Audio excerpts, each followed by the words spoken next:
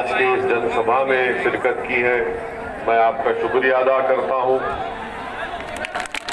कि आपने अपना वक्त निकाला और यकीनन इतनी बड़ी तादाद में आपका यहां पर जमा होना इस बात का पैगाम देता है कि इंशाअल्लाह ताला 3 तारीख के दिन आप दोबारा डॉक्टर साहब को यहां से अपना विधायक बनाकर उत्तर प्रदेश की विधानसभा में जाएंगे। मैं आपको सिर्फ यही बताने आया हूं कि मजलिस इत्तेहादुल मुस्लिमीन डॉक्टर साहब की तारीफ करती है। मजलिस इत्तेहादुल मुस्लिमीन भागीदारी परिवर्तन मोर्चा का हिस्सा है और उसके कन्वीनर बाबू सिंह कुशवाहा साहब हैं। और हमने ये तय किया कि जहां भागीदारी परिवर्तन मोर्चा का प्रत्याशी नहीं होगा वहां पर डॉक्टर साहब की पार्टी की हम उसकी तायीद करेंगे और जहां पर डॉक्टर साहब की पीस पार्टी का कैंडिडेट नहीं होगा वहां पर भागीदारी परिवर्तन मोर्चा की डॉक्टर साहब तायीद करेंगे। मेरे अजीज दोस्तों और बुजुर्गों,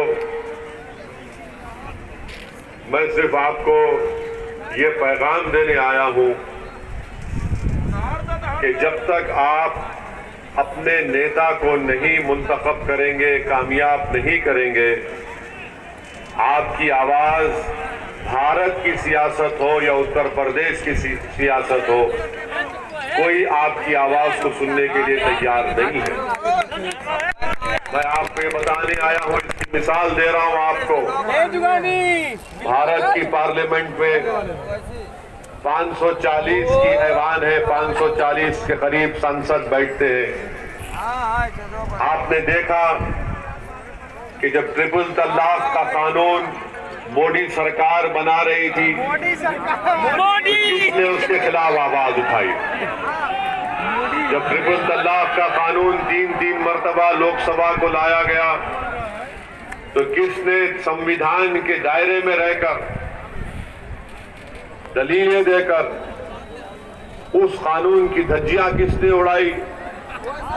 किसने ये बताया पूरे मुल्क को कि ये कानून मुस्लिम महिलाओं को और परेशान करेगा और उनकी बर्बादी का बाइस बनेगा?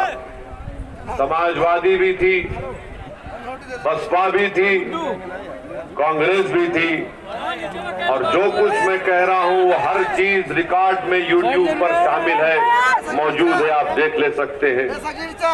जब CAA का काला कानून लाया गया तो CAA कानून के खिलाफ किसने कहा कि ये मजहब की बुनियाद पर बनाया गया कानून भारत के संविधान के खिलाफ है?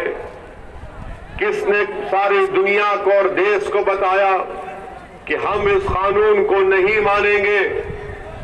और किसने पूरे देश के उन गयूर नौजवानों को भारत की संसद से एक पैगाम दिया कि जिस तरह महात्मा गांधी ने उस वक्त के सफेद फाम हुकूमत के काले कानून को फाड़ दिया था, उसी तरह से उद्दीन ओवैसी ने CAA के कानून को पार्लियामेंट में फाड़ कर कह दिया। उसके बाद अल्हम्दुलिल्लाह, उसके बाद देश के कोने कोने में हमारी इज्जतदार माँ और बहनों ने, हमारे गयूर नौजवानों ने और उन तमाम जिम्मेदारों ने जिन्हें देश से मोहब्बत है और रहेगी, जिनको संविधान से लगाव है और रहेगा, उन्होंने पुरअमन एहतजाज भी किया। आज उत्तर प्रदेश की विधानसभा तड़प रही है कि एक ऐसे आदमी की आवाज को सुनने के लिए जो गरीब, मजलूम और पिछड़ों की आवाज को उठाएगा। आज उत्तर प्रदेश की विधानसभा के दरो दीवार इस बात को ढूंढ रही है कि कहां है वो आवाज जो गरीब और मजलूमों के इंसाफ का मुतालबा इस विधानसभा में करेगा। मैं आपको पैगाम देने आया हूं कि डॉक्टर साहब को कामयाब करिए। आपने पहले भी उनको अपने वोट और दुआओं से कामयाब किया था। आप दोबारा डॉक्टर साहब को कामयाब करिए ताकि उत्तर प्रदेश में अगर ये जीत के जाएंगे इंशाअल्लाह तो ये डॉक्टर साहब की इनफरादी कामयाबी नहीं होगी, ये आपकी कामयाबी होगी, ये मजलूमों की कामयाबी होगी, ये गरीबों की कामयाबी होगी, ये उन लोगों की कामयाबी होगी जिनकी जबानों को बंद कर दिया गया, ये उन लोगों की कामयाबी होगी जिनके बहते हुए आंख से आंसुओं को कोई नहीं देख रहा है, ये उन लोगों की कामयाबी होंगी जो ख्वाब देख रहे हैं कि मुझे भी हिस्सेदारी में हिस्सा मिलना चाहिए। इन लोगों की कामयाबी के लिए आपको डॉक्टर साहब को कामयाब करना है ताकि वो उत्तर प्रदेश की विधानसभा में जाकर गरीब और मजलूमों की लड़ाई को लड़ सके। आज उत्तर प्रदेश की विधानसभा में कई लोग तो जीत कर चले जाते हैं सपा के नाम पर, बसपा के नाम पर, कौम के नाम पर, मगर जब कौम की बात आती है तो गूंगे, अंधे और बहरे बन जाते हैं। आज हमको गूंगे, अंधे और बहरों को वोट नहीं देना है, हमको उन लोगों को वोट देना है जो इन गूंगे, अंधे, बहरों का इलाज कर सके और डॉक्टर साहब इनका इलाज करेंगे इंशाअल्लाह। यकीनन मैं एक मुख्त मजलिस इत्तेहादुल मुस्लिमीन का मैं सदर हूं, मेरा ताल्लुक दूसरी पार्टी से है। अल्लाह बेहतर जानता है कि मेरा कोई इसमें मुफाद नहीं है, मेरा सिर्फ यही मुफाद है कि आपकी आवाज उत्तर प्रदेश विधानसभा में डॉक्टर साहब के रूप में पहुंच जाए। मेरा इनसे कोई रिश्ता नहीं है, मेरा इनसे डॉक्टर साहब से कोई रिश्ता नहीं है, मेरा इनसे कोई ताल्लुक भी नहीं है। हाँ, मगर एक रिश्ता है जो रब्बे करीम ने आपको हमको जोड़ दिया, मैं तुमको उस रिश्ते का वास्ता दे रहा हूं। डॉक्टर साहब कामयाब होंगे, डॉक्टर साहब जब कामयाब होंगे तो हारेगा कौन बताओ? जब डॉक्टर साहब कामयाब होंगे तो हारेगा कौन? कौन हारेगा? कौन हारेगा? डॉक्टर साहब अगर कामयाब होंगे इंशाअल्लाह आपके दुआओं तो से, तो कौन हारेगा?